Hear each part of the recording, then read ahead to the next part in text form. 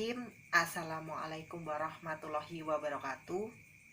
Teman-teman, kami dari kelompok kelompok brosur yang luar biasa ini beranggotakan saya Kurniadi, Fadila dan Salsabila. Nah, di sini kami akan menyampaikan beberapa materi terkait dengan brosur. Apa itu pengertian brosur? Kemudian tujuannya apa? Fungsinya?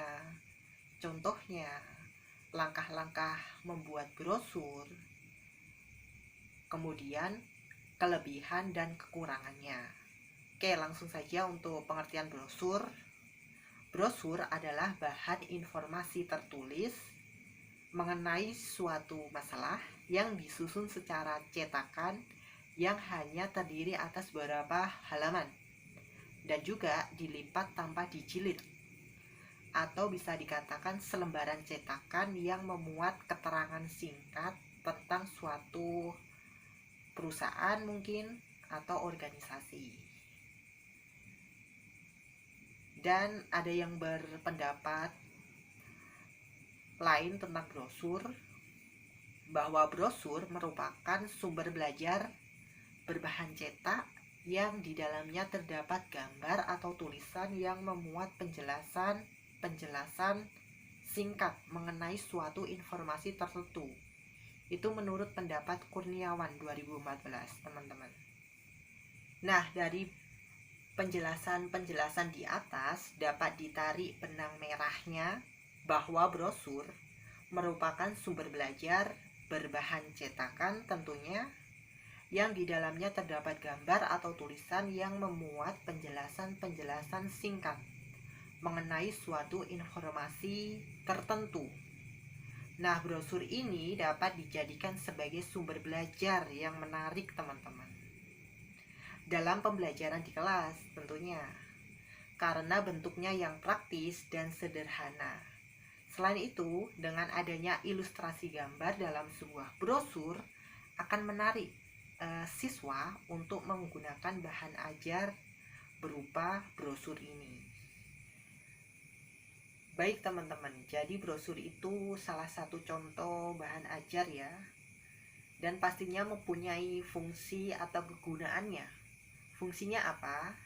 Fungsi brosur sebagai bahan ajar yaitu memberikan sebuah informasi dan pengalaman siswa tentang suatu materi pembelajaran yang mudah tentunya, yang akan disampaikan secara detail kepada mereka. Fungsi yang lain itu ada 3, fungsi informatif, fungsi iklan, dan fungsi identifikasi. Mereka semua itu punya penjelasannya masing-masing. Yang pertama itu fungsi informatif. Jadi itu suatu brosur biasanya dipakai untuk menginformasikan kepada siswa atau konsumen, klien, yang berkaitan materi pembelajaran atau suatu produk baru, inovasi baru di suatu perusahaan. Next, yaitu fungsi iklan. Jadi maksudnya suatu brosur sangatlah penting sebagai alat apa? Ya, alat promosi dan iklan yang tentunya menarik, kreatif, inovatif, dan bisa mempromosikan suatu produknya atau jasanya. Next, fungsi identifikasi.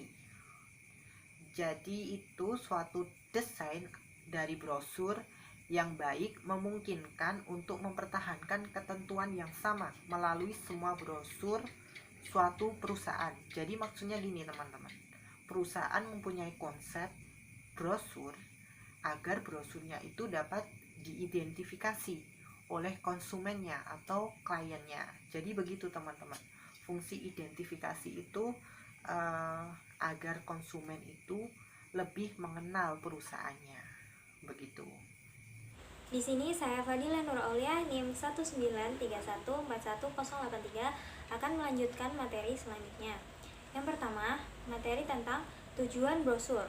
Sebagai bahan ajar, brosur memiliki beberapa tujuan, diantaranya yang pertama, sebagai pusat informasi pembelajaran. Brosur memiliki fungsi untuk menyalurkan informasi. Nah, di sini informasi yang dimaksud adalah berupa materi pembelajaran. Brosur berbentuk selembar kertas yang berisi rangkaian kata yang dilengkapi dengan berbagai informasi.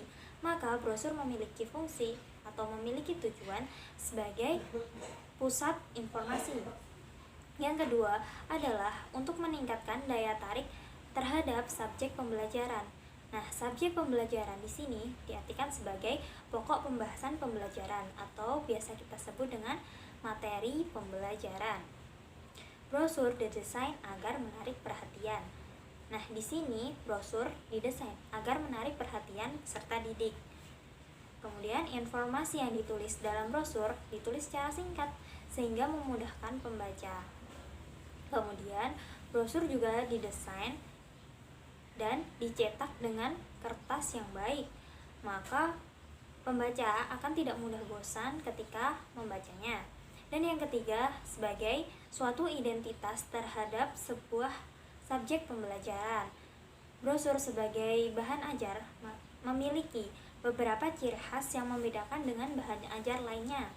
Adapun untuk ciri khas brosur itu sendiri akan dijelaskan pada pembahasan selanjutnya. Materi selanjutnya yaitu tentang karakteristik brosur. Ada beberapa karakteristik atau ciri dari brosur itu sendiri. Yang pertama yaitu hanya sekali diterbitkan dalam pembelajaran. Yang kedua, tujuannya untuk menginformasikan materi pembelajaran. Yang ketiga, biasanya memiliki pesan tunggal. Yang keempat, brosur dibuat menarik agar menjadi perhatian peserta didik. Kemudian yang kelima, didistribusikan secara mandiri. Dan yang keenam, desainnya menarik dan juga isinya jelas.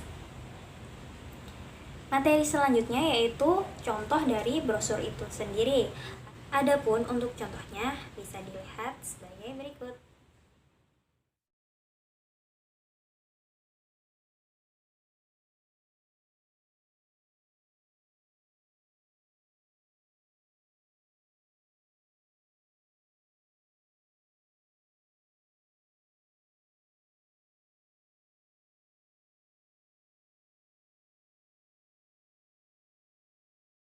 Saya Sasabila Fitriana, NIM 193141081. Di sini saya akan menjelaskan yaitu mengenai langkah-langkah pembuatan brosur pada pengembangan bahan ajar serta kelebihan dan kekurangan brosur. Sebelum masuk ke langkah-langkah pembuatan brosur, hal yang harus diperhatikan dalam pembuatan brosur yaitu yang pertama, menentukan apa isi yang akan dimuat dalam brosur tersebut. Yang kedua, mencatat semua informasi. Yang ketiga, membuat konsep serta desain yang akan dibuat nanti, serta memberikan inspirasi bisa melalui media cetak maupun internet. Dan yang kelima yaitu mengkonfirmasi setiap desain brosur yang sudah jadi. Dalam pembuatan brosur atau poster terdapat suatu ketentuan.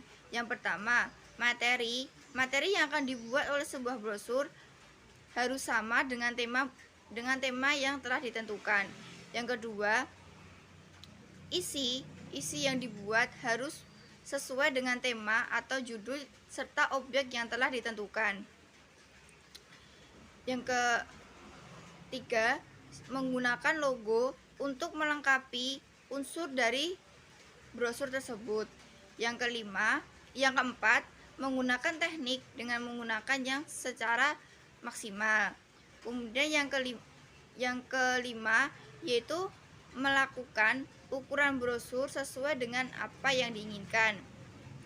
Kemudian berikanlah warna yang menarik serta gambar-gambar yang mendukung. Langkah-langkah pembuatan brosur. Yang pertama, dalam pembuatan brosur bisa dilakukan dengan menggunakan media manual seperti media cetak maupun bisa menggunakan dengan aplikasi. Adapun kelebihan dan kekurangan yang dimiliki oleh brosur. Yang pertama, brosur dapat memaparkan kata-kata dalam bentuk gambar maupun diagram. Yang kedua, brosur dicetak dengan mudah karena bentuk yang kecil dan sangat ringan, sehingga informasi yang di dalamnya dapat diperoleh dengan cepat dan mudah dibaca secara sekilas. Serta dalam pembuatannya sendiri relatif murah. Kemudian untuk kekurangan dari brosur tersebut, yang pertama, sulit untuk memberikan bimbingan kepada pembaca serta memberikan umpan balik untuk pertanyaan yang diajukan yang memiliki banyak kemungkinan jawaban atau pertanyaan yang membutuhkan jawaban secara kompleks. Kemudian yang kedua, tidak dapat mengakomodasi peserta dengan kemampuan baca yang terbatas karena bahan ajar cetak ini ditulis pada tingkat baca yang tertentu. Yang ketiga, bahan ajar dengan brosur ini cenderung digunakan sebagai bentuk hafalan. Yang keempat, memuat terlalu banyak terminologi dan istilah sehingga dengan begini dapat menyebabkan beban kognitif yang besar kepada peserta didik. Yang kelima, presentasi satu arah karena bahan ini merupakan bahan cetak yang tidak interaktif sehingga cenderung digunakan dengan pasif tanpa pemahaman yang memadai. Oke teman-teman, itu tadi rangkaian jalannya presentasi kelompok kami. Semoga bermanfaat. Apabila ada kesalahan dan kekurangan, kami mohon maaf. Wabillahi taufik wal hidayah. Wassalamualaikum warahmatullahi wabarakatuh.